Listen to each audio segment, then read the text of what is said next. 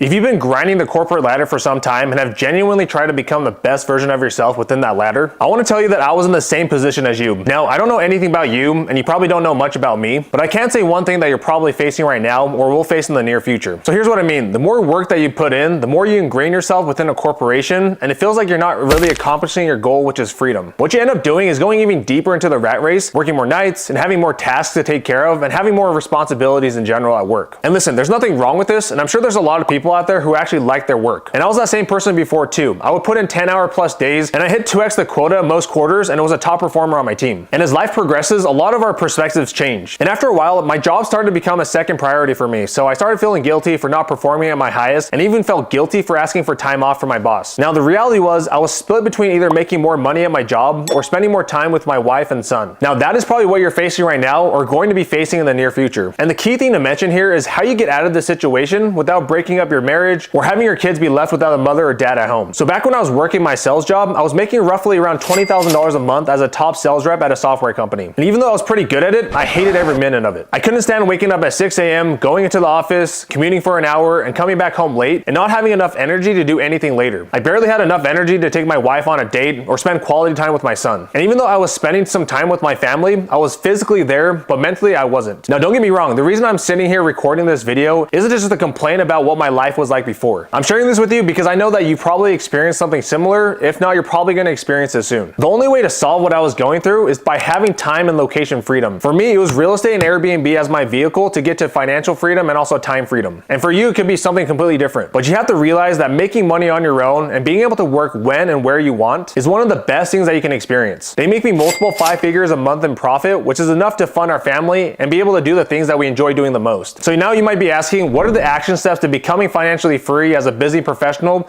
with no time, a family to take care of, and a super stressful and time-consuming job? Here's the exact same plan that I followed that you can follow as well. Number one was changing my mindset and believing that it was possible to make 5 figures a month on my own. Now, most people believe that they can make $10,000 a month on their own, but not in the next 12 months. A lot of people say, keep investing in stocks and real estate, and one day after 10, 15, 20 plus years, you might be making 5 figures a month, which is a safe and valid answer, but I don't know about you, but my knees would probably start hurting by then. And for me, maybe it was naive at the time, but I wanted to become financially free as soon as possible. So going the slow path wasn't an option for me, and I had to believe it was possible in the first place. The second thing that I did was picking a business model that you can do while working your job. This is my personal opinion, but I would never quit your job to start a business 90% of the time because most businesses are likely to fail. Businesses like affiliate marketing, Airbnb, starting a service business take around 10 to 15 hours a week, which you can definitely pull off while working your job. The third thing that I did was stick to that business model for at least 6 months. Please, and I repeat, do not change business models every 2 weeks. This is called shiny object syndrome, and you're going to eventually chase the new thing and eventually not succeed in any business that you start. Just stick to one thing for 6 months and then get really good at it, and then just grow that one thing until you pass 5 figures a month. And these are the steps that I took to become financially free, and I hope this was helpful to you. I get hundreds of DMs every day on my Instagram from people asking me how to get started. And the truth is, there really are no secrets or some magical shortcuts. You have to be willing to put in the work. And of course, there are easier ways than others. For example, the right Airbnb can make you $2,500 a month in profit with just $10,000 in capital. But you probably couldn't do something similar with the software business because that would take you years and millions of dollars in funding to get something off the ground. And I hope this video was helpful to you to help you further realize what you have to do to take back control of your life. There really is no secret sauce. All it takes is a lot of discipline and not procrastinating.